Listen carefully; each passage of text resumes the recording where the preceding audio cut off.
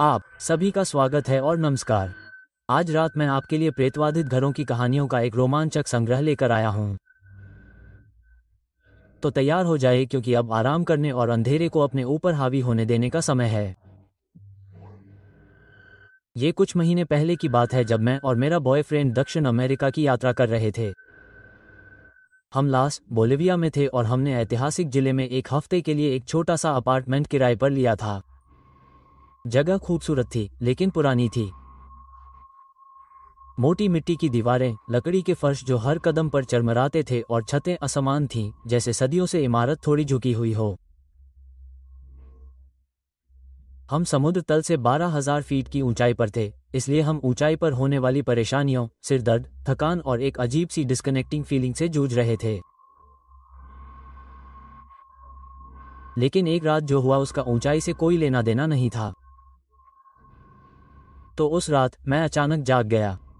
कमरे में बिल्कुल अंधेरा था, लेकिन मुझे पता था कि सुबह के करीब 3:30 बज चुके हैं। मुझे समय देखने की भी जरूरत नहीं थी। मुझे घबराहट की लहर महसूस हुई, जैसे हवा घनी और बिजली की तरह हो गई हो। मेरी छाती जकड़ी हुई थी, मेरे हाथ ठंडे और सुन्न थे और मेरी सारी वृत्ति चिल्ला रही थी कि मैं अकेली नहीं हूं। जैसे ही मेरी आंखें खुली, मैंने अंधेरे में कुछ देखा। मेरे बॉयफ्रेंड की छाती के ऊपर एक आकृति झुकी हुई थी। पहले तो मुझे लगा कि मैं अभी भी आधी नींद में हूं, लेकिन नहीं। आकृति ठोस, गहरे काले रंग की थी, उसके चारों ओर के अंधेरे से भी अधिक गहरी, जैसे उसने प्रकाश को अवशोषित कर लिया हो। उसका आकार अस्पष्ट रूप से मानव जैसा था, लेकिन विकृत था, जैसे कि उसके बहुत सारे जोड़ थे, या उसके अंग थोड़े लंबे थे, या गलत जगह पर थे। वो हिल नहीं रहा था। वो बस वहीं बैठा था, उसके ऊपर झुका हुआ था, जैसे कि वह उससे भोजन ले रहा हो या उसकी दिल की धड़कन सुन रहा हो। और फिर उसकी आंखें खुलीं। दो जलते हुए सफेद गोले, हेडलैम्प की तरह चमकते नहीं, लेकिन नुकीले और तीखे, जैसे कि उन्हें ऑब्सीडियन पर चाक से खींचा गया हो। जैसे ही उसकी आंखें मुझसे मिली, मुझे लगा कि मेरे अंदर कुछ बंद हो गया है। मैं सांस नहीं ले पा रहा था, हिल नहीं पा रहा था। वो सिर्फ मुझे नहीं देख रहा था, उसने मेरी तरफ ऐसे देखा जैसे उसे पता हो कि मैं उसे देख सकती हूँ, जैसे वो इसका इंतजार कर रहा था। फिर वो झपटा, शारीरिक रूप से नहीं, बल्कि उसने मुझ पर अपनी मौजूदगी दर्ज कराई। जैसे उसकी चेतना मेरी चेतना से टकरा गई। मैं सहज रूप से चौंक गई और अपनी आंखें बंद कर लीं। और जब मैंने उन्हें फिर से खोला तो वो चला गया था। कमरा एकदम शांत था, लेकिन माहौल सामान्य नहीं था। ऐसा लग रहा था जैसे हवा गुनगुना रही हो। फिर मेरा बॉयफ्रेंड घबरा गया और पसीने से तरबतर होकर सीधा खड़ा हो गया। वो कांप रहा था और डरा हुआ लग रहा था। इससे पहले कि मैं कुछ कह पाती, उसने बोल दिया, मैं हिल नहीं पा रही थी। ऐसा लगा जैसे कोई मुझे कुचल रहा हो। मैंने उससे पूछा कि क्या वह ठीक है, और उसने कहा कि उसे अपने जीवन का सबसे बुरा पैनिक अटैक आया है, लेकिन ये पहले कभी नहीं हुआ था। उसने कहा कि उसे ऐसा लगा जैसे वह जाग गया हो और उसकी छाती पर कोई बैठा हो, उसका दम घूंट रहा हो, उसके कान में कुछ फुसफुसा रहा हो जिसे वह समझ नहीं पा रहा हो। तभी मैंने उसे बताया कि मैंने क्या देखा। वो पीला पड़ गया और हम कुछ देर चुपचाप बैठे रहे। हम दोनों में से कोई भी दोबारा सोना नहीं चाहता था। अगली सुबह हमने इसे तर्कसंगत बनाने की कोशिश की, लेकिन अंदर ही अंदर हम दोनों जानते थे कि कुछ ठीक नहीं है। उस जगह का अस्तित्व था। बाद में हमें एक स्थानीय महिला से पता चला, जो पास में ही एक बाजार की दुकान चलाती थी, कि जिस इमारत में हम ठहरे थे वह स्पेनिश कब्जे के दौरान स्वदेशी कैदियों के लिए एक औपनिवेशिक होल्डिंग हाउस हुआ करती थी। उन्होंने कहा, वहां हमेशा अजीबोगरीब घटनाएं होती रहती थीं। लोग चोटों के साथ उठते थे, केतवा में देर रात फुसफुसाते हुए सुनते थे, दीवारों पर परछाइयां उठती थीं। मुझे नहीं पता कि हमने क्या देखा, लेकिन मुझे पता है कि यह क्या नहीं था। यह कोई सपना नहीं था। यह ऊंचाई की बीमारी भी नहीं थी। और यह निश्चित रूप से नींद का पक्षाघात भी नहीं था। हमारे साथ उस अपार्टमेंट में कुछ था। कुछ ऐसा जो देखता और इंतजार करता था। कई साल पहले मेरी गर्लफ्रेंड, जो अब मेरी पत्नी है, और मैं एक बंद दुकान के ऊपर एक पुराने अपार्टमेंट में रह रहे थे। ये सबसे शानदार जगह नहीं थी, लेकिन इसमें आकर्षण था और हम किराया दे सकते थे।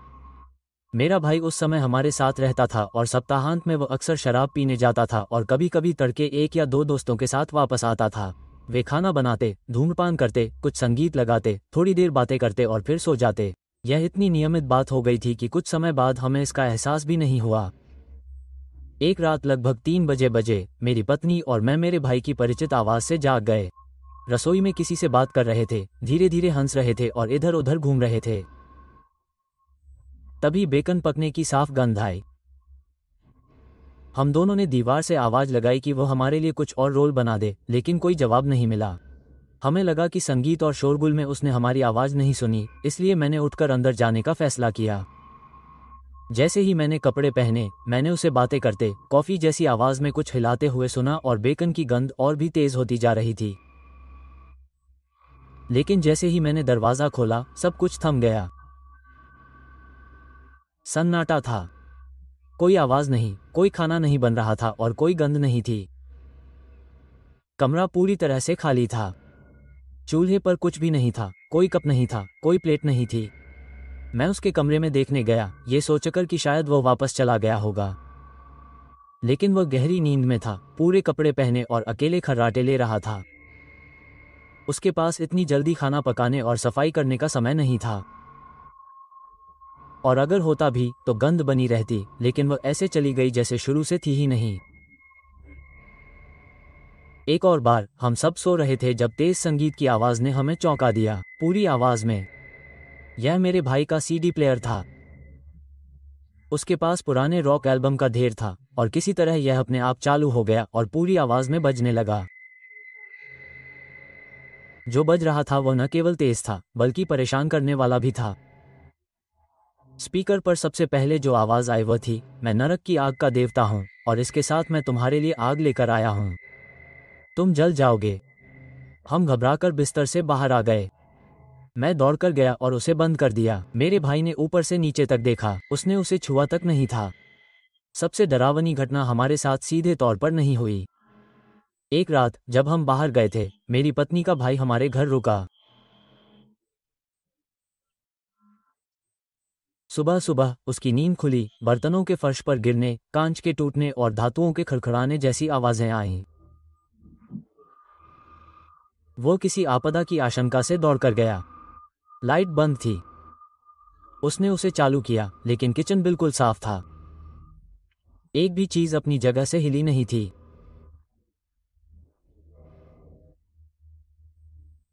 उसने जो कुछ भी था उसे उठाया और केवल अपने बक्से पहने हुए अपार्टमेंट से बाहर भागा और सड़क के नीचे एक पे फोन से हमें फोन किया और कहा कि वो उस जगह पर अकेले वापस नहीं जा सकता।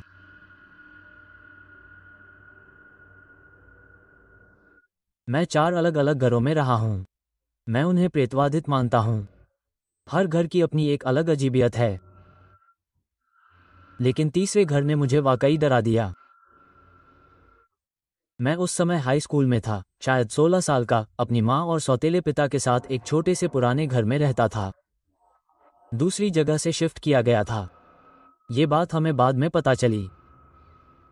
यह उन एक मंजिला घरों में से एक था जहां आप रसोई में खड़े होकर घर के हर दूसरे कमरे को देख सकते थे। ये घर तंग था, छत नीची थी, गलियारे संकरे थे और फर्श चरमराता था। मैं कुछ महीने पहले ही उनके साथ रहने आई थी, मेरी माँ की शादी के तुरंत बाद। उस समय मैं अपने सौतेले पिता को ज्यादा नहीं जानती थी। और सच कहूं तो पहले तो मुझे लगा कि शायद वो मुझे धोखा दे रहे हैं, क्योंकि पहली अजीब सी घटना मेरे बेडरूम के दरवाजे के नॉब में हुई। शुरुआत में ये थोड़ी सी खड़खड़ाहट से हुई। फिर एक रात मैंने देखा कि यह बहुत तेजी से हिल रहा था, जैसे कोई इसे घुमा रहा हो और खींच रहा हो, दरवाजा खोलने की कोशिश कर रहा हो। ये बंद था, इसलिए कुछ नहीं आ रहा था। लेकिन ये हर बार 30 सेकंड के लिए होता था, फिर थोड़ी देर के लिए रुक जाता था और फिर दोबारा शुरू हो जाता था। मैंने इसका तार्किक कारण खोजने की कोशिश की। शायद ये कोई ट्रेन गुजर रही थी या सड़क पर ट्रकों की गड़गड़ाहट हो रही थी। लेकिन हमारे आसपास कोई रेल की पटरियां नहीं थी और मुझे कुछ समझ नहीं आया। इंजन की आवाज सुनाई नहीं देती, बस सन्नाटा छा जाता है। फिर मैं सोचने लगा कि क्या वाकई कोई अंदर घुसने की कोशिश कर रहा है। उस समय मेरे सौतेले पिता ने मुझे असहज कर दिया था, क्योंकि तुम मेरी जिंदगी में नए हो और मैं तुम्हें अच्छे से नहीं जानता। इसलिए मैंने सोचा कि शायद वो मेरे सोते समय अंदर घुसने की कोशिश कर रहा है। मैं इतना डर गया कि मैंने बस ये जांचने के लिए लगातार कुछ रातों तक दरवाजा खुला छोड़ दिया। अगर वो ऐसा कर रहा था तो मुझे लगा कि दरवाज़ा खुल जाएगा और मैं उसे रंगे हाथों पकड़ लूंगा, लेकिन इससे कोई फर्क नहीं पड़ा। दरवाज़ा खुला होने पर भी कुंडी बहुत तेज़ी से खड़खड़ाती थी। दिन हो या रात उसे कोई फर्क नहीं पड़ता था। जब तक दरवाज़ा बंद रहता वो हिलने लगता था। यह इतना बढ़ गया कि मैंने कुछ देर के लिए कुंडी पूरी तरह से हटा दी और दरवाज़ा पूरा खोलकर सो गया। मुझे लगता है कि इससे मदद मिली, लेकिन सिर्फ इस तरह से कि बचपन में कंबल के अंदर सिर रखने से आप सुरक्षित महसूस करते हैं, लेकिन अजीबपन बना रहा। मैं हमेशा से ही एक खराब नींद लेने वाला व्यक्ति रहा हूं और मैं अक्सर आधी रात को नाश्ता लेने या कुछ खाने के लिए उठ जाता था, बस चिंता को दूर करने के लिए इधर उधर टहलता रहता था। रसोई घर के आखिरी छोर पर थी और वहां जाने वाले गलियारे में हमेशा अंधेरा ही लगता था, चाहे कितनी भी लाइटें जलाकर क्यों न रखूं। मैंने कुछ बातों पर ध्यान देना शुरू कर दिया। जब मुझे यकीन हो जाता था कि कोई और नहीं जागा है, तब भी मेरे पीछे कदमों की आहट सुनाई देती थी। उन जगहों पर फर्श चरमराता था जहां मैंने कदम नहीं रखा था। एक बार मैं फ्रिज के पास खड़ा था और मेरी शर्ट के पीछे किसी ने हल्का सा खींचा हुआ महसूस किया, ठीक वैसे ही जैसे कोई बच्चा आपका ध्यान खींचने के लिए करता है। तो मैंने ये सोचकर घूमकर देखा कि मेरी कोई बहन उठ गई होगी, लेकिन मेरे पीछे वाला गलियारा खाली था। उस समय घर में कोई बच्चा भी नहीं था। मेरी छोटी बहन मेरे पिता के साथ दूसरे शहर में रहती थी और मेरी दूसरी बहन मुझसे बड़ी थी और जब तक उसे बाहर जाना न पड़े वो अपने कमरे से बाहर नहीं निकलती थी। तो कौन या क्या मेरी शर्ट खींच रहा था? लेकिन सबसे बुरा पल एक सर्दियों की सुबह आया। सुबह के करीब 6 बजे थे और बाहर अभी भी घना अंधेरा था। मैं लिविंग रूम के फर्श पर कंबल में लिपटा हुआ टीवी देख रहा था और स्कूल के लिए तैयार हो रहा था। मेरे सौतेले पिता घर के पिछवाड़े में अभी भी सो रहा था और मेरी माँ काम के लिए तैयार होकर सामने के दरवाजे के पास खड़ी थी। उसने दरवाज़ा खोला, पलटी और पुकारा, बाय जानू। और हम दोनों ने उसे दिन की तरह साफ सुना। जैसे हमारे ठीक बगल में खड़ी एक छोटी सी लड़की की आवाज़ आई, अलविदा। हम दोनों स्तब्ध रह गए। यह आवाज़ न तो दबी हुई थी और न ही दूर थी, बल्कि हमारे बीच थी। मेरी माँ का चेहरा पीला पड़ गया। उसने बड़ी बड़ी आंखों से मुझे देखा और मैं बस चिल्ला पड़ी। उसका पति पीछे से दौड़ता हुआ आया और पूछा, आखिर हुआ क्या? और मेरी माँ ने उसे सीधे सीधे जवाब दिया, अभी अभी एक छोटी सी लड़की ने हमें अलविदा कहा है। वो एक पल के लिए भ्रमित दिखा और फिर पूरी तरह से गंभीर हो गया। माँ ने उसके स्पष्टीकरण का इंतजार भी नहीं किया, उसने बस अपनी चाबियां उठाई और वहां से चली गई। और वो पल आज भी मुझे परेशान करता है। हम दोनों ने एक ही समय में उसे सुना। कोई प्रतिध्वनि नहीं, टीवी से कोई अजीब आवाज नहीं, रेडियो से नहीं, बल्कि एक छोटी बच्ची की आवाज। उसी महीने बाद में हमारी पड़ोसी गुस्से में आई। वो कोने पर रहती थी, लेकिन हमारे पिछवाड़े से सटी हुई थी। वो मेरी माँ पर चिल्ला रही थी कि वह हमारी छोटी बच्ची को आधी रात को बाहर खेलने देने के लिए कितनी खराब माँ है। मेरी माँ भ्रमित थी। उद्धरण चिन्ह, कौन सी छोटी बच्ची? तुम्हारी बेटी, पड़ोसी ने कहा। वो पूरी रात उस झूले पर बैठी रहती है जिसे तुमने पेड़ से बांधा है, हंसती और आगे पीछे झूलती है। मैंने उसे हर बार देखा है जब मैं धूम्रपान के लिए बाहर जाता हूँ। केवल कोई भी उस झूले का उपयोग नहीं करता था। ये केवल एक मोटी शाखा पर लटकी हुई रस्सी थी। और फिर मेरी छोटी बहन भी हमारे साथ नहीं रहती थी, वो कुछ घंटों की दूरी पर रहती थी। हमारे घर में कोई छोटी लड़की नहीं थी। उस पड़ोसी ने कसम खाई थी कि उसने उसे एक से ज्यादा बार देखा है, हमेशा रात में झूला झूलते और हंसते हुए। उसके बाद हमने पिछवाड़े का इस्तेमाल करना ही बंद कर दिया। मैंने पहले ही बताया था कि घर को शिफ्ट कर दिया गया था। मेरी आंटी शहर में काम करती हैं और जब उन्हें पता चला कि क्या हो रहा है तो उन्होंने खुदाई शुरू कर दी। ऐसा लगता है कि हमारा घर पहले जहां था वहां पहले नहीं बना था। इसे दूसरे इलाके से लाकर नए सिरे से बनाया गया था। ये बहुत पुराना था। किसी के पास इस बात का पक्का रिकॉर्ड नहीं था कि यह पहले कहां से आया था, लेकिन हमारे लौट में आने से पहले ये दशकों से कहीं और खड़ा था। और मैं हमेशा सोचता था कि क्या इसके साथ कुछ आया है। मैं अब भी उस जगह के बारे में सोचता हूँ। मैं खुद से कहने की कोशिश करता हूँ कि यह सिर्फ तनाव था या शायद मेरी कल्पना मेरे जीवन के किसी बुरे दौर से गुजर रही थी। लेकिन मैं जानता हूँ कि मैंने क्या सुना और महसूस किया, और मेरी माँ ने भी क्या सुना। हम कुछ समय बाद ही वहां से चले गए। हालांकि घर अभी भी है। कभी कभी जब मैं शहर में अपने परिवार से मिलने जाता हूँ तो बस देखने के लिए धीरे से गाड़ी चलाता हूँ। पेड़ और रस्सी अभी भी वही हैं। लेकिन झूला कभी नहीं हिलता। जब मैं गाड़ी चला रहा होता हूं तो बिल्कुल नहीं। वैसे भी मेरी माँ मैक्सिमम सिक्योरिटी जेल में काम करती हैं। वो 20 साल से वहां काम कर रही हैं। वो बहुत सख्त हैं और आसानी से डरती नहीं हैं। तो एक रात अपनी शिफ्ट के दौरान उन्होंने एक कैदी को रस्सी से खुदकुशी करते हुए देखा।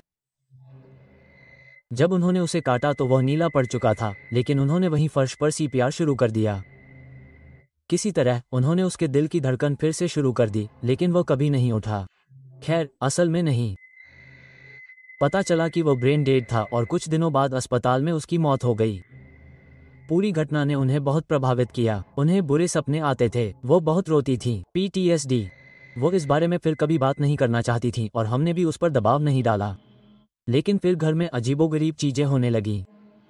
पहले तो ये छोटी छोटी बातें थीं। प्रिंटर से कागज बिना किसी कारण के उड़ जाते थे। एक बार नहीं, दर्जनों बार। शेल्फ से चीजें गिर जाती थीं, यहाँ तक कि भारी सामान भी जो अचानक से गिरना नहीं चाहिए था। टीवी अपने आप चालू और बंद हो जाता था। कभी कभी तो इनपुट भी बदल देता था या खुद ही म्यूट हो जाता था। ये सब गड़बड़ियों या फिर वायरिंग में गड़बड़ी की वजह से हुआ। ये परेशान करने वाला था, लेकिन इसे संभाला जा सकता था। और फिर यह बढ़ता ही गया। एक रात मेरी माँ दर्द से कराहते हुए बिस्तर से उठी। उसका हाथ, जिसका सालों पहले ऑपरेशन हुआ था, जकड़ा हुआ था और बहुत दर्द हो रहा था। उसने मुड़कर देखा तो उसके पति, मेरे सौतेले पिता, उसके हाथ पर लेटे हुए थे। उसने उसे धक्का दिया। अरे उठो, तुम मेरे हाथ पर हो। कुछ नहीं। वो थोड़ा सा हिला, फिर भी आधा उसके ऊपर था और वो गुस्सा हो गई। मेरे हाथ से हट जाओ। उसने उसे धक्का देने की कोशिश की, लेकिन वह एक भारी बोझ था। फिर उसने आधी नींद में, लेकिन दर्द से भरी हुई, कहा, हट जाओ, तुम मुझे चोट पहुंचा रहे हो। उद्धरण चिन्ह। तभी उसने आंखें खोलीं। लेकिन अब वो मेरे सौतेले पिता नहीं थे। उसके बगल में लेटे हुए आदमी का चेहरा टमाटर की तरह लाल था। उसकी आंखें बिल्कुल काली थीं, उनमें कोई सफेदी नहीं थी और पुतलियां भी नहीं थीं। उसके मुंह पर एक विचित्र मुस्कान थी जो उसके कानों तक जा रही थी। उसने मेरी माँ को घूर कर देखा और कहा, अच्छा।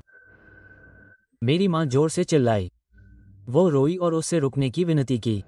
आखिरकार किसी तरह उसने अपना हाथ छुड़ाया और नीचे भाग गई। उसने बच्चों, मेरे छोटे भाई बहनों को पकड़ लिया और उन्हें लिविंग रूम में खींच लिया। वो 911 पर कॉल करने वाली थी। तभी मेरे सौतेले पिता नीचे आए। वे बहुत परेशान और भ्रमित थे, बिल्कुल सामान्य थे। मेरी माँ पूरी तरह से पागल हो गई। वो उन पर चिल्लाई कि घर और बच्चों से दूर चले जाओ। आखिरकार उसे एहसास हुआ कि यह वास्तव में वह था। वो पल बीत गया, लेकिन उस रात उसके अंदर कुछ टूट गया और तब उसे एहसास हुआ कि यह केवल तनाव या बुरे सपने नहीं थे। हमारे घर के अंदर कुछ दुष्ट था और उसने फैसला किया कि हमें मदद की जरूरत है। उसने मेरे सौतेले दादाजी को फोन किया, जिनकी पत्नी का एक भाई था जो एक पादरी हुआ करता था, अब सेवानिवृत्त हो गया है, मैक्सिको में रहता है। ये बहुत मुश्किल था, लेकिन कोशिश करने लायक था। जो कुछ हुआ उसके बारे में सुनने के बाद वो अमेरिका भाग गया और सब कुछ सुनने के बाद उन्होंने स्वीकार किया कि उन्होंने प्रेतबाधा और राक्षसी आकर्षण के बारे में सुना था, लेकिन उन्होंने हमारे जैसा मामला कभी नहीं देखा था। उन्होंने हमें एक ऐसे व्यक्ति का संपर्क दिया जिसे उन्होंने असाधारण रूप से संवेदनशील बताया। एक महिला पादरी जो यात्रा करती है और इस तरह की चीजों से निपटती है। वो एक बात के लिए अड़े थे। उसे मत बताना कि क्या हुआ, बस उसे घर पर बुलाओ, उसे पता चल जाएगा। इसलिए मेरी माँ ने उसे फोन किया और सब कुछ गुप्त रखा। जब वे अलविदा कह रहे थे तो पादरी ने अचानक फोन पर चिल्लाया, रुको, कोई तुमसे बात करने की कोशिश कर रहा है। वो बहुत गुस्से में है। वो चाहती है कि मैं तुम्हें बताऊं कि तुमने उसे हटा दिया है और वह चाहती है कि तुम उसे अभी वापस रख दो। उद्धरण चिन्ह। और फिर उसने फोन रख दिया। बात यह है कि मेरा परिवार उस हफ्ते गराज सेल कर रहा था। जगह बनाने के लिए बहुत सारा पुराना सामान बेसमेंट में ले जाया गया था। उनमें से एक सामान मेरी परदादी की पुरानी गुड़ियों का संग्रह था। वो उन्हें लेकर बहुत जुनूनी थी और मरने से पहले उन्होंने स्पष्ट कर दिया था कि मेरी माँ को वे रखने हैं। मेरी माँ को तुरंत पता चल गया कि पास्ता का क्या मतलब है और वो बेसमेंट में गई और डॉल्स को वापस उनकी असली जगह पर रख दिया।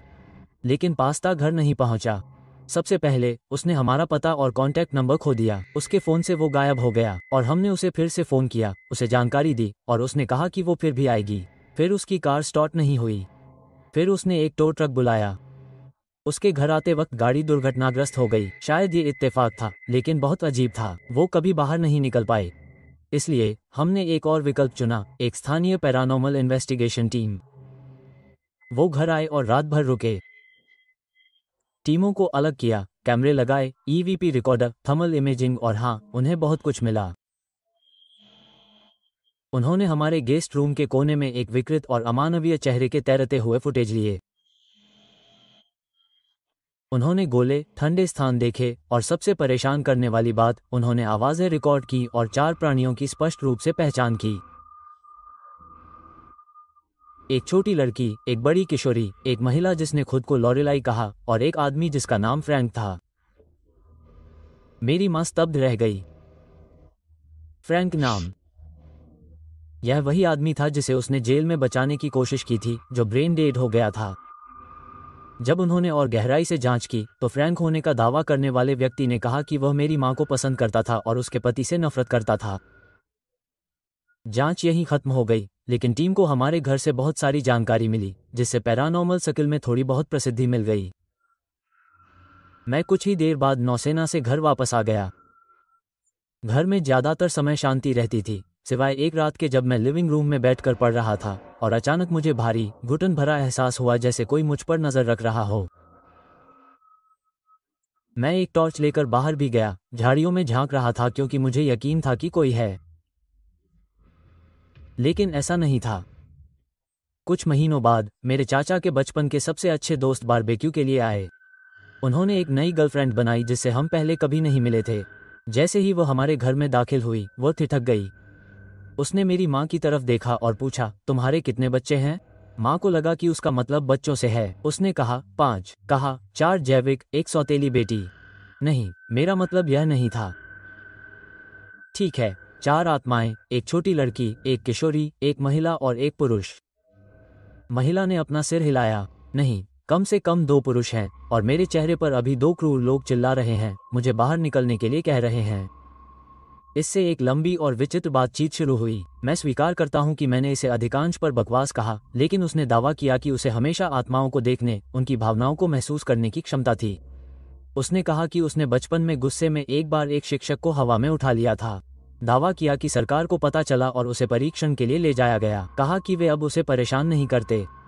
ये सच है या नहीं, मुझे नहीं पता, लेकिन उसकी संवेदनशीलता वास्तविक लगती थी। उसने कहा कि पूरा इलाका वास्तव में बुरी तरह से प्रेतवाधित था, यहाँ तक कि दावा किया कि सड़क के पार वाले घर में पूरी तरह से संक्रमण था। और उसके जाने के बाद हमारे घर में गतिविधि वैसे ही बंद हो गई। उसने बाद में मेरी माँ को फोन किया और कहा कि 2 पुरुष आत्माएं उसके घर का पीछा करती हैं। उन्हें एहसास हुआ कि वो उन्हें सुन सकती है और इसी से उन्हें शक्ति मिली। उन्होंने खेल खेलना शुरू कर दिया, उसकी चीजें छिपाना, चीजों को गिराना, लेकिन उसने हमसे कहा कि वो उन्हें हटा देगी। और तब से सब कुछ शांत है। हाल ही में एक अजीब सी घटना घटी जब मेरी माँ अपने कमरे में अकेली थी और स्प्रिंग लोडेड दरवाजे का स्टॉपर, जिसे बच्चे झटका देना पसंद करते हैं, बहुत तेजी से हिलने लगा, जैसे किसी ने उसे खींचकर छोड़ दिया हो। धक्का लगने से नहीं, ये पूरी तरह से और जानबूझकर किया गया था। मेरी माँ ने बस कहा, मुझे पता है कि तुम वहाँ हो बेटा, अगर तुम थोड़ा खेलना चाहती हो तो कोई बात नहीं, जब तक तुम बुरा नहीं मानोगे तुम यहाँ रह सकती हो। उद्धरण चिन्ह। और बस यही हुआ। ये लगभग 10 साल पहले की बात है जब मेरा परिवार इंडियाना में रहता था। यह एक साधारण सड़क पर एक शांत उपनगर था। आप कह सकते हैं कि यह वास्तव में ऐसी जगह नहीं है जहां आप कुछ खास परेशान करने वाली घटना की उम्मीद कर सकते हैं, लेकिन मुझे लगता है कि ज्यादातर लोग अपने घरों के बारे में ऐसा ही सोचते होंगे। सालों बाद भी मैं अभी भी इसके बारे में सोचता हूँ, और मैं ईमानदारी से कह सकता हूँ कि मुझे उस तहखाने में जितना डर लगा था उतना पहले कभी नहीं लगा। तो मैं आपको वापस ले चलता हूँ। घर छोटा था, एक बेसमेंट के साथ एक साधारण 2 मंजिला। बाहर से देखने पर यह सड़क पर मौजूद हर दूसरे घर जैसा दिखता था। सफेद साइडिंग, एक छोटा सा लॉन, एक थका हुआ सामने का बरामदा जिसमें एक झूला था जिसका कभी कोई इस्तेमाल नहीं करता था। बेसमेंट वह जगह थी जहां मेरे भाई बहन अपना अधिकांश समय खेलते थे। ये पूरा नहीं हुआ था या आरामदायक नहीं था, लेकिन हम बच्चे थे और यह हमारे खिलौनों को फैलाने और खेलने के लिए एक जगह थी बिना गड़बड़ करने पर डांटे जाने के। लेआउट थोड़ा अजीब था। पूरी चीज घोड़े की नाल के आकार की थी और एक पतली सस्ती सी दीवार क्षैतिज रूप से विभाजित थी। एक आधा हिस्सा हमारा था, खेलने का कमरा, और दूसरी तरफ वॉशर, ड्रायर और हमारे सभी सामान रखे हुए थे। वो भंडारण वाला हिस्सा, यार, अब भी मुझे उसके बारे में सोचना पसंद नहीं है। ये बिल्कुल कम बजट की डरावनी फिल्म से निकला हुआ था। ठंडे कंक्रीट के फर्श में दरारें और दाग थे। दीवारें नंगी और रंगहीन थीं, जैसे दशकों पहले उनमें से कुछ रिस गया हो। और कमरे के बीच में एक ही बल्ब था जो टिमटिमा रहा था, और उसके साथ एक डोरी लटक रही थी जिसे खोजने के लिए अंधेरे में टटोलना पड़ता था। उसमें इतनी रोशनी नहीं होती थी कि सुरक्षित महसूस हो। हमेशा ऐसा लगता था कि परछाई के पीछे कोई खड़ा होकर देख रहा है। हम बच्चों में से कोई भी वहां जाना पसंद नहीं करता था, यहाँ तक कि मेरा छोटा भाई, जो खुद को अजेय समझता था। जब मेरी माँ उसे पेपर टॉवल का डिब्बा या कपड़े धोने का सामान लाने को कहती थी तो वह बहाने बनाता था। मुझे लगता था कि हम बस खुद को डरा रहे हैं, लेकिन अब मुझे यकीन नहीं है। एक रात मेरे पिताजी को रात के 9 बजे के आसपास बहुत तेज दर्द होने लगा और उन्हें एहसास हुआ कि उन्हें अस्पताल जाना चाहिए। पता चला कि उन्हें किडनी में पथरी है। मेरी माँ सबको कार में चढ़ा रही थी और मुझसे पूछा कि क्या मैं भी उनके साथ चलना चाहूंगी, लेकिन मैं उस समय रेसिंग गेम में पूरी तरह से खोई हुई थी। मैं एक बहुत ही करीबी रेस जीतने वाली थी और मैंने उनसे कहा कि मैं घर पर ही रहूंगी। तो वे सब चले गए। मैं घर में अकेला था और मुझे याद नहीं कि पहले मुझे घबराहट हुई थी। ये पहली बार नहीं था जब मैं अकेला था। मैंने अपनी रेस पूरी की, पहले नंबर पर आया और एक छोटी सी सीटी बजाई। बस एक तरह की मूर्खतापूर्ण सी सीटी।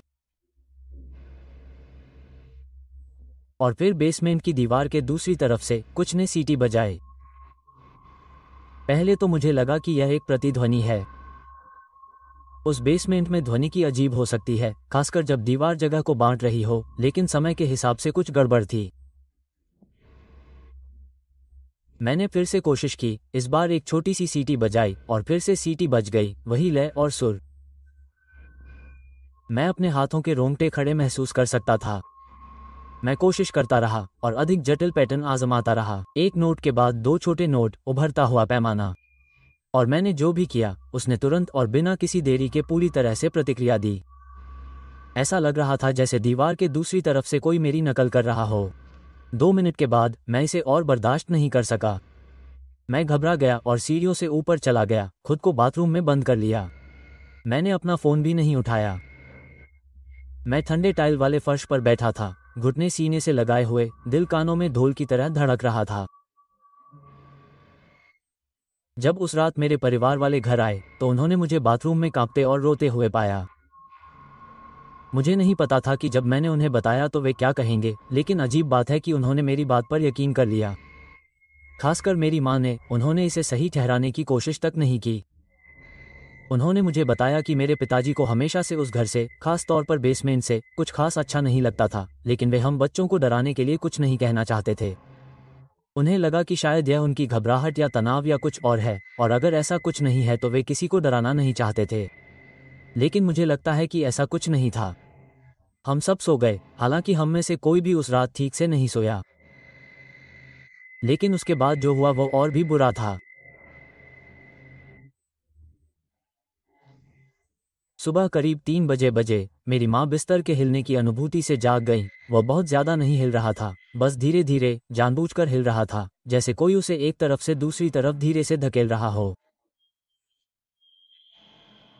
उसने देखा कि मेरे पिताजी जाग रहे थे, उनके पैर लयबद्ध तरीके से हिल रहे थे।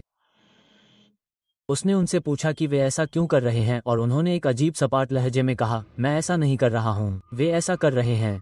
उद्धरण चिन्ह। जाहिर तौर पर यह बात उसे डरा गई। उसने पूछा कि वे क्या कह रहे हैं, और उन्होंने उसकी आंखों में देखते हुए कहा, हमारे बिस्तर के आसपास के लोग। क्या तुम उन्हें नहीं देख पा रही हो? उद्धरण चिन्ह। उसने किसी को नहीं देखा, लेकिन वे पूरी तरह से गंभीर थे। उन्होंने कहा कि वे बिस्तर के आसपास खड़े थे, उसे हिला रहे थे और उन दोनों को देख रहे थे। वे घबराए भी नहीं थे, बस ये कह रहे थे कि ये दुनिया की सबसे सामान्य बात है। और मुझे लगता है कि उन्हें सबसे ज्यादा डर इस बात से लगा कि वे कितने शांत थे। हालांकि सुबह तक ऐसा लग रहा था कि ऐसा कुछ हुआ ही नहीं था। उन्हें बमुश्किल ये याद था। उन्होंने कहा कि शायद उन्होंने ये सपना देखा था, लेकिन मेरी माँ कसम खाती है कि वे पूरी तरह से जाग रहे थे। उन्होंने कहा कि उन्होंने उन्हें अपने जीवन में किसी भी चीज के बारे में इतना निश्चित कभी नहीं देखा। यह उस घर में हमारे लिए अंत की शुरुआत थी। उस रात के बाद चीजें बढ़ने लगी। बत्तियां टिमटिमाती थीं। जब सब लोग नीचे होते थे तो हमें ऊपर से कदमों की आहट सुनाई देती थी। मेरी छोटी बहन नींद में चलने लगी। ऐसा उसने पहले कभी नहीं किया था। और एक बार हमने उसे तहखाने में दीवार के सामने खड़े होकर अंधेरे में घूरते हुए पाया। मेरी माँ ने ऋषि जलाने की कोशिश की और मेरे पिताजी ने नाइट स्टैंड पर बाइबल रखना शुरू कर दिया, लेकिन यह वास्तव में बंद नहीं हुआ। लेकिन ये थोड़ा शांत हो गया, जैसे कि जो कुछ भी वहां था उसने अपना समय तय कर लिया हो। हम लगभग 1 साल बाद बाहर चले गए। मेरे माता पिता ने हमें बताया कि ऐसा इसलिए था क्योंकि हमें और जगह या बेहतर स्कूल जिले की ज़रूरत थी या कुछ और। लेकिन मुझे लगता है कि हम सभी को सच्चाई पता थी। घर में कुछ ऐसा था जिसे हम समझा नहीं सकते थे, जो हमारी नकल करता था, हमारे बिस्तर के पास खड़ा होता था और दीवारों के पीछे अंधेरे में इंतजार करता था। मैं उस घर में कभी वापस नहीं गया। मैंने जिज्ञासावश कई बार पता खोजा और घर अभी भी वही है, अभी भी आबाद है। मेरा एक हिस्सा वर्तमान मालिक से संपर्क करना चाहता है और पूछना चाहता है कि क्या उन्होंने कभी तहखाने की दीवार के दूसरी तरफ से सीटी सुनी है, लेकिन मुझे नहीं लगता कि मैं जानना चाहता हूं। मैं कुछ शेयर करना चाहता था। यह मेरी दादी द्वारा दिए गए एक जोड़ी झुमके के बारे में है, लेकिन वे कोई आम झुमके नहीं थे। वे वास्तव में मेरी आंटी के थे, जिन्होंने कुछ साल पहले सार्वजनिक रूप से अपनी जान ले ली थी। उन्होंने वास्तव में उसी रात उन्हें पहन रखा था। मेरी दादी ने उन्हें बंद करके रखा था और जब उन्होंने मुझे वे दिए तो उन्होंने मुझसे विनती की कि मैं उन्हें खो ना दूं। उन्होंने मुझे बताया कि वे मेरी आंटी की आखिरी चीज थी, क्योंकि मरने से पहले उन्होंने अपनी अधिकांश चीजों से छुटकारा पा लिया था। पहले तो मुझे लगा कि उन झुमकों के बारे में सबसे बुरी बात यह होगी कि उन्हें पहनने में भारीपन होगा, जिससे मुझे हमेशा याद रहेगा कि वे क्या दर्शाते हैं। लेकिन जब से मैं उन्हें अपने रूममेट के साथ शेयर किए गए घर में ले आया, तब से चीजें इतनी बढ़ गई हैं कि मैं उन्हें समझा नहीं सकता। कुछ समय के लिए मेरे रूममेट को लगा कि मैं पागल हो रहा हूँ, बस चीजों के बारे में कल्पना कर रहा हूँ। लेकिन अब वो मुझ पर विश्वास करने लगा है क्योंकि उसने भी उन्हें देखा है। तो मैं उस तरह का व्यक्ति हूँ जो हर चीज को व्यवस्थित रखना पसंद करता है। जिम जाने से पहले मैं हर दिन ऊपर जाता हूँ और सारे दरवाजे बंद कर देता हूँ। उनमें से एक दरवाज़ा बहुत पुराना और भारी है जिस पर एक बोल्ट लगा हुआ है। उसे बंद करने के लिए बहुत ज़्यादा ताकत चाहिए और खोलने के लिए उससे भी ज़्यादा, इसलिए मैं हमेशा उसे दोबारा जांचता हूँ। एक शाम मैं जिम से घर आया और सीढ़ियों पर पहुंचते ही ठिठक गया।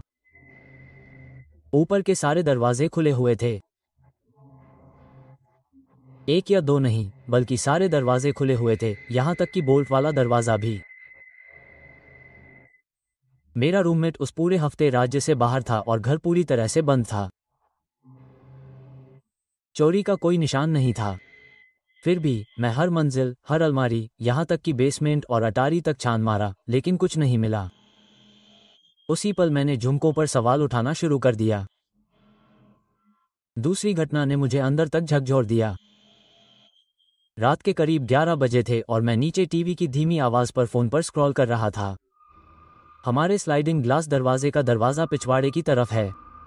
मैंने ऊपर देखा और तभी मुझे वह दिखाई दिया। एक लंबा पतला आदमी अंधेरे में बाहर खड़ा था। उसका फ्रेम बिल्कुल गलत था, बहुत लंबा, बहुत पतला। लेकिन वो आंखें थीं जिन्होंने मुझे लकवा मार दिया। वो चमकीले, अप्राकृतिक हरे रंग की चमक से चमक रही थीं और मुझे घूर रही थीं। जैसे ही हमारी नजर मिली, वो ऐसे गायब हो गई जैसे वो हकीकत से गायब हो गई हो। मुझे अपना फोन गिराना भी याद नहीं है, लेकिन मैं ऊपर की तरफ भागा और अपने रूममेट पर चिल्लाया कि पुलिस को फोन करे। मैं नशे में धुत, होशियार था और मैंने जो देखा उसमें कोई गलती नहीं थी। मेरा पूरा शरीर जम गया और भारी हो गया, जैसे मैंने किसी ऐसी चीज को देख लिया हो जिसे मुझे नहीं देखना चाहिए था। सच कहूं तो मेरे दिमाग में सबसे पहले एक स्किम वॉकर आया, लेकिन मैं ऐसी जगहों के आसपास नहीं रहता जहां से ऐसी कहानियां आती हैं, इसलिए ये सब समझ में नहीं आया। उसके बाद सिर्फ मैं ही नहीं, मेरे रूममेट का कुत्ता भी कुछ ऐसा ही देख रहा था। एक सुबह ट्रेनिंग से पहले मैंने हमेशा की तरह कमरों की सफाई की ताकि ये सुनिश्चित हो सके कि कुत्ता कहीं बंद तो नहीं है। मैंने देखा कि वो सोफे पर आराम से लेटा हुआ था। घंटों बाद जब मैं घर आया तो मैंने ऊपर से खरोंचने की आवाज़ सुनी और पाया कि वो मेरे बाथरूम में बंद है। दरअसल वो एक छोटा नाजुक कुत्ता है जो दरवाज़ा नहीं खोल सकता, और बाथरूम का दरवाज़ा मैंने खुद बंद किया था जब मैं गया था। एक और बार जब मैं बिस्तर पर था तो कुत्ता बिस्तर के पैरों के पास कुर्सी पर सो रहा था और दरवाज़ा बंद था। मैं अपने कमरे के बाहर लगे एयर कंडीशनर को ठीक करने उठा और जब मैंने दरवाज़ा खोला तो वह गलियारे में खड़ा था। मैं खाली कुर्सी के चारों ओर घूमा। ये देखकर मुझे उल्टी सी महसूस हुई। ऐसा लगा जैसे किसी ने उसे उठाकर कहीं और रख दिया हो ताकि मुझसे प्रतिक्रिया ली जा सके। हफ्तों तक मेरे रूममेट ने हर बात को नज़रअंदाज किया। उसने मुझसे कहा कि मैं तनाव में हूं और मैं ऐसे लोगों से संबंध बना रहा हूं जो असल में है ही नहीं। इस हफ्ते सब कुछ बदल गया। एक शाम हम एक ही समय पर घर पहुंचे। वो पहले ऊपर गया। मैंने उसे वहीं रुकते हुए सुना। जब मैं ऊपर पहुंचा तो सभी दरवाजे फिर से खुले हुए थे। उसने कसम खाई कि उसने सुबह खुद ही दरवाजे बंद किए थे।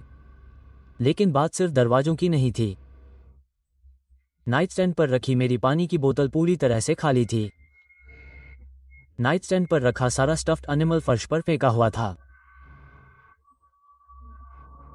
मेरा निंटेंडो स्विच जो सबसे नीचे दराज में दबा हुआ था कमरे के बीच में पड़ा हुआ था और मेरे फोटो एल्बम से तस्वीरें फाड़कर फर्श पर बिखरी हुई थी जैसे किसी ने गुस्से में उन्हें पलटा हो। हम खुद को संभालने के लिए रसोई में भागे, लेकिन तभी हमने उन्हें देखा। टाइलों पर घोड़े के खुरों जैसे कीचड़ भरे निशान थे। हम दोनों में से कोई भी नहीं बोला। हम बस देखते रहे। आखिरी बूंद कुछ हफ्ते पहले रात के 2 बजे मेरे एक करीबी दोस्त का फोन आया जो पास में ही रहता है। उसकी आवाज़ कांप रही थी जब उसने मुझे बताया कि उसे मेरे घर के बारे में एक ज्वलंत सपना आया है। सपने में उसने कहा कि उसने पिछले मालिकों को लिविंग रूम में इकट्ठा होकर एक अनुष्ठान करते देखा। फर्श पर एक पेंटाग्राम बना हुआ था। मोमबत्तियां जली हुई थीं। उसने लोगों के चेहरों का परेशान करने वाले विवरण के साथ वर्णन किया और उसने मुझे उनके नाम बताए। बात यह है, मेरे दोस्त ने कभी मेरे घर के बारे में नहीं देखा था। उसके पास ये जानने का कोई कारण नहीं था कि पिछले मालिक कौन थे। लेकिन जब मैंने उन्हें देखा तो नाम मेल खाते थे। एक का तो बीच का नाम भी था, बेल। मुझे अब भी नहीं पता कि उस जानकारी का क्या करूं। अब मुझे नहीं पता कि यह सब झुमकों से जुड़ा है या नहीं। मुझे लगता है कि ऐसा होना ही चाहिए। मेरी आंटी की मौत हिंसक और दर्दनाक थी और जब उनकी मौत हुई तो वे झुमके उनके पास थे। हो सकता है कि उन्होंने अपने आखिरी समय में जो कुछ भी उनके साथ था उसे सौंप लिया हो। लेकिन फिर एक रस्म है जो मेरे दोस्त ने देखी। घर का इतिहास, खुरों के निशान, हरी आंखों वाली आकृति। मैं नहीं बता सकता कि मैं झुमकों के साथ कुछ लाया था या झुमकों ने मुझे पहले से मौजूद किसी चीज़ का निशाना बना दिया था। मेरी दादी ने मुझसे उन्हें रखने के लिए विनती की। उन्होंने कहा कि वे मेरी आंटी का एकमात्र हिस्सा है जो उनके पास बचा है। लेकिन हर रात जब मैं यहाँ रुकता हूँ तो ऐसा लगता है कि मैं किसी ऐसी चीज़ के साथ जुआ खेल रहा हूँ जो मुझे खत्म करना चाहती है या उससे भी बदतर। मुझे नहीं पता कि मुझे उन्हें जला देना चाहिए, दफनाना चाहिए या किसी पुजारी को बुलाना चाहिए। लेकिन जो भी हो रहा है वो बेहतर नहीं हो रहा है। ये और भी बदतर होता जा रहा है। और अब जब मेरे रूममेट ने खुद इसे देखा है तो मैं अब ये दिखावा नहीं कर सकता कि ये सिर्फ मैं ही हूँ। मेरी माँ और सौतेले पिता एक घर खरीदने की सोच रहे थे। हमने 3 घर देखे, दूसरे घर को चुना, लेकिन डील नहीं हो पाई और आखिरकार हमें तीसरे घर में शिफ्ट होना पड़ा जो मेरी माँ को बिल्कुल पसंद नहीं आया और वो ठीक से बता नहीं पाई कि ऐसा क्यों हुआ।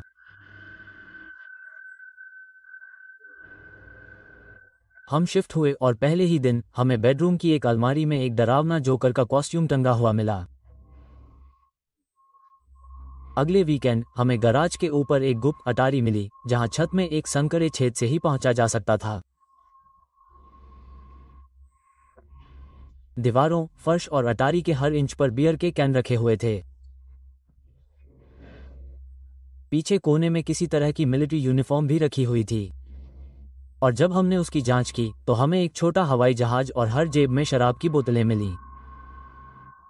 साल बीतते गए और बेतरतीब, अजीब और हल्की डरावनी चीजें होती रहीं, लेकिन कुछ भी बहुत ज्यादा नहीं। अचानक सौतेले पिता ने शराब पीना शुरू कर दिया और मुझे और मेरी मां को घर में छुपे हुए डिब्बे और बोतलें मिलने लगीं। वो बदतमीज हो गया, शारीरिक और मौखिक रूप से गाली गलौज करने लगा, जबकि पहले वह एक होशियार और बड़ा शख्स था और उसे पहले कभी नशे की लत नहीं थी। उसे एक रिहैब सेंटर में भर्ती कराया गया और मेरी मां ने घर में अपना पहला हफ्ता अकेले बिताया। एक रात उसे हॉल के पार वाले बेडरूम से जोरदार धमाका सुनाई दिया। वो कमरे में गई और देखा कि कमरे में बनी बुककेस से किताबें गिर गई हैं। एक किताब कमरे के बीच में पड़ी थी जिसके पन्ने फटे हुए थे। मुझे ठीक से याद नहीं कि उसने क्या कहा था, लेकिन वह किताब नशे की लत वाले लोगों की देखभाल करने के बारे में एक तरह की सेल्फ हेल्प बुक थी। और पहली लाइन में लिखा था, नशे की लत के शैतान या कुछ ऐसा। वो रिहैब से घर आता है। हालात तब और बिगड़ जाते हैं जब वो बुककेस वाले कमरे में सो जाता है, क्योंकि उन्होंने अलग होने का फैसला कर लिया था। वो मेरी मां के साथ और भी ज्यादा हिंसक हो जाता है और आखिरकार पुलिस उसे घर से निकाल देती है। उनका तलाक हो जाता है। वो बहुत धार्मिक हो गया और जहां तक मुझे पता है उसने फिर कभी शराब नहीं पी। मेरी मां 6 से 8 महीने तक घर में अकेली रही। एक रात वो दोस्तों के साथ बाहर गई और कुछ ड्रिंक्स लीं। वो बहुत ज्यादा शराब नहीं पीती थी, लेकिन फिर भी वो काफी नशे में थी। घर आकर बिस्तर पर गई और उसे एक भयानक सपना आया कि उस पर हमला किया गया, नाइट स्टैंड पर रखे लैंप से उस पर वार किया गया और फिर उसका गला घोंट दिया गया। सुबह जब वो उठी तो उसकी एक दोस्त ने दरवाजा खटखटाया, क्योंकि वे दोनों एक साथ एक कार्यक्रम में शामिल होने गए थे। वो दरवाजे पर गई और अपनी दोस्त को अंदर आने दिया और उसकी दोस्त ने तुरंत पूछा कि उसके कमरे में क्या हुआ। मेरी मां ने बताया कि ऐसा लग रहा था जैसे कोई बवंडर आ गया हो। कंबल और तकिए फट गए थे। नाइट स्टैंड पर रखा लैंप कमरे के दूसरी तरफ टूटा हुआ था। एकदम अफरा तफरी मची हुई थी। फिर उसकी दोस्त ने उसे आईने में देखने को कहा और उसकी गर्दन पर चोट के निशान थे। कहने की जरूरत नहीं है कि इसके बाद वो बहुत जल्दी घर से चली गई। दिलचस्प बात यह है कि वो उस महिला से मिली जो हमसे पहले घर की मालकिन थी और हम उससे कुछ ही बार मिले थे। मां ने पूछा कि वह कैसी है और उसने कहा कि अब वो बहुत अच्छी है, क्योंकि उसका तलाक हो गया है, क्योंकि वे तलाक के कारण घर बेचने वाले थे। और उसने मेरी मां को बताया कि उनका तलाक इसलिए हुआ क्योंकि वह घर में रहते हुए एक खतरनाक और शराबी बन गया था, यहां तक कि उसने खुद को लगभग मार ही डाला था। मुझे पुराने घर पसंद नहीं हैं, कभी नहीं। मुझे बिगड़ैल या असभ्य कहें, मुझे परवाह नहीं है, मुझे वे बिल्कुल पसंद नहीं हैं। मुझे साफ सुथरी रेखाओं, ड्राइवॉल और टाइल वाले आधुनिक घर पसंद हैं। मुझे 2000 के दशक का नया घर या उससे भी नया कुछ भी दे दो। 80 साल पुराने किसी पुराने घर में रहने का ख्याल ही मुझे रुला देता है। कौन जानता है कि उसके अंदर क्या हुआ होगा, वहां कितने लोगों की मौत हुई होगी। इसलिए मेरे दोस्त ने सुझाव दिया कि हम राज्य में यात्रा करते समय 1940 के दशक का एक एयरबीएनबी किराए पर लें। मैं बिल्कुल भी उत्साहित नहीं था। जैसे ही मैंने 1940 के बारे में सुना, मेरे दिल ने मुझे मना कर दिया। लेकिन फिर भी मैं तैयार हो गया क्योंकि हर कोई बहुत उत्साहित था। मैं मजा खराब नहीं करना चाहता था। घर बिल्कुल वैसा ही दिख रहा था जिससे मैं डरता था। टेढ़े मेढ़े शटर, जगह जगह उखड़ता पेंट, चरमरती पोर्च की सीढ़ियां और दीवारों पर चिपकी फफूंदी की हल्की खट्टी गंध। अंदर भी कुछ ऐसा ही था। धुंधला गलियारा, बेमेल फर्नीचर और हवादार खिड़कियां। मैंने हॉल के आखिर में एक कमरा लिया जिसमें एक क्वीन बेड, 3 ऊंची खिड़कियां, एक अलमारी और कोने में एक छोटी सी नाइट लाइट थी। टीवी दरवाजे के पास था और बिस्तर दूर दीवार से सटा हुआ था। किसी कारण से मेरे दोस्त ने मेरे साथ बिस्तर साझा करने का फैसला किया। अजीब है, मुझे पता है, लेकिन सेटअप को देखते हुए यह सबसे अच्छा विकल्प था। यह कोई बड़ी बात नहीं थी। हमने अपने बैग अलमारी में फेंक दिए, साफ सफाई की और शहर घूमने निकल पड़े। जब तक हम वापस आए तब तक अंधेरा हो गया था। मैं नहाया और बिस्तर पर चढ़ गया। थका हुआ था लेकिन सोने के लिए तैयार नहीं था। मैं लेटा हुआ अपने फोन पर स्क्रॉल कर रहा था जब तक कि बैटरी लाल नहीं हो गई और मैंने सोचा कि इसे यूं ही खत्म होने दूं और फिर सो जाऊं। और तभी पहली आवाज आई। गलियारे से धीमी आवाज आ रही थी, फ्लोरबोर्ड पर एक छोटी सी धारा। तो मैंने दरवाजे पर नजर डाली। वो आधा खुला हुआ था और मैंने उसे नजरअंदाज करने की कोशिश की। पुराना घर है, आवाज तो आएगी ही। मेरा फोन आखिरकार खत्म हो गया और अचानक मैं अंधेरे में रह गया। सिर्फ रात की मंद रोशनी और गलियारे की हल्की रोशनी अंदर आ रही थी। मैंने अपने स्लाइडर पहने और कमरे के पार फोन प्लग करने के लिए उठा। जैसे ही मैं आउटलेट ढूंढने के लिए झुका, मुझे फिर से एक और धारा सुनाई दी, इस बार पहले से ज्यादा तेज और भारी। कोई अपना वजन बोर्ड पर डाल रहा था। मैंने खुद से कहा कि इसे ज्यादा न सोचूं। मैं वापस बिस्तर पर गया और अपने दोस्त को देखा जो गहरी नींद में सो रहा था, लेकिन मेरी अनिद्रा ने मुझे आराम नहीं करने दिया। खासकर ऐसे घर में तो बिल्कुल भी नहीं। मैं छत की तरफ देखता रहा, दिमाग चौकन्ना था। हर आवाज तेज होती जा रही थी। एक और नाला, फिर एक और, 3 बार। मैंने खुद से कहा, यह बहुत कम है। और फिर वही हुआ। दालान से बाथरूम का दरवाजा एक लंबी, ऊंची आवाज के साथ खुला।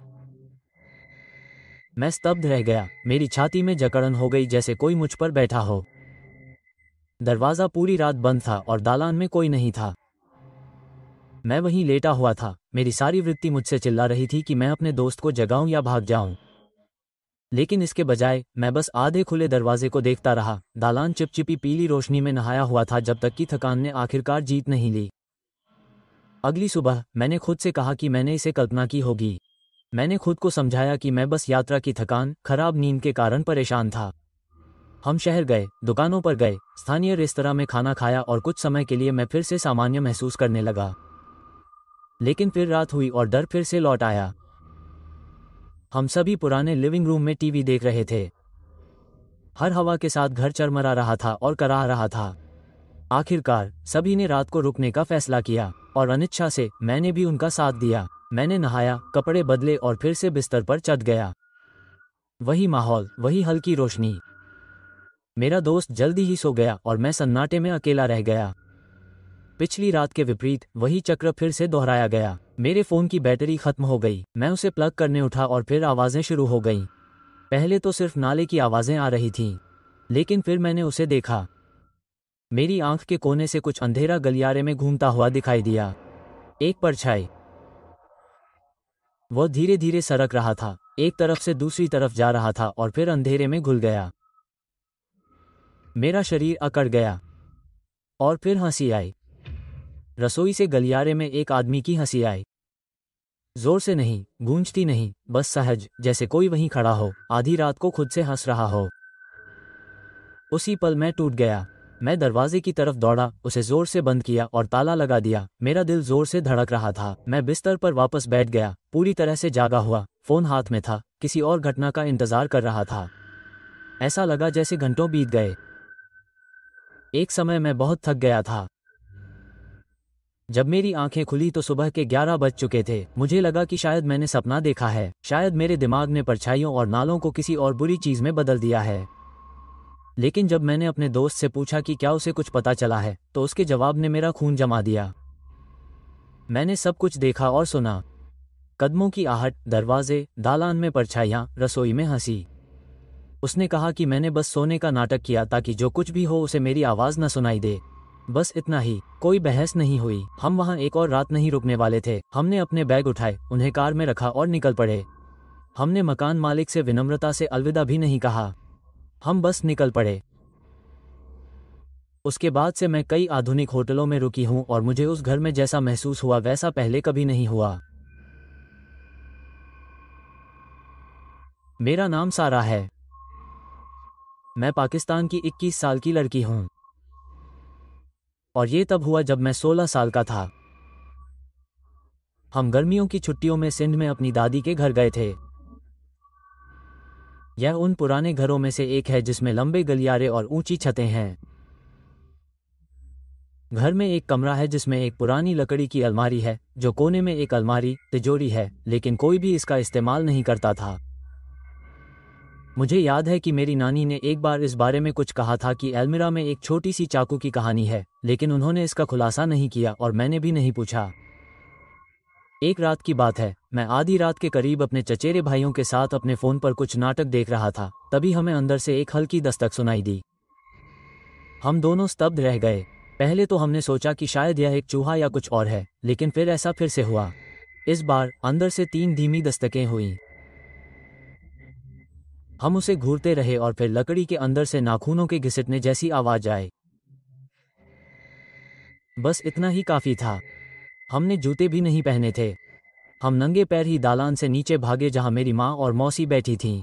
हमने उन्हें बताया कि क्या हुआ था। मेरी माँ हंसी नहीं या उसे टाला नहीं, बल्कि गंभीर दिखी। थोड़ी देर बाद वे हमारे साथ वापस आई और शीशा खोला जो खाली था। अंदर केवल एक पुराना सफेद दुपट्टा था जो जंग लगे हुक पर लटका हुआ था। अगली सुबह हमने नानी को बताया और उन्होंने हमें हल्की सी मुस्कान दी और कहा, यह एक पुरानी अलमारी है, इसमें पुरानी चीजें होंगी। उद्धरण चिन्ह। मैं फिर कभी उस कमरे में नहीं गया। अब भी जब हम जाते हैं तो मैं उससे बचता हूँ। हो सकता है कि वहां कुछ ना हो, लेकिन ऐसा बिल्कुल भी नहीं लगता था कि कुछ भी नहीं है। आप क्या सोचते हैं?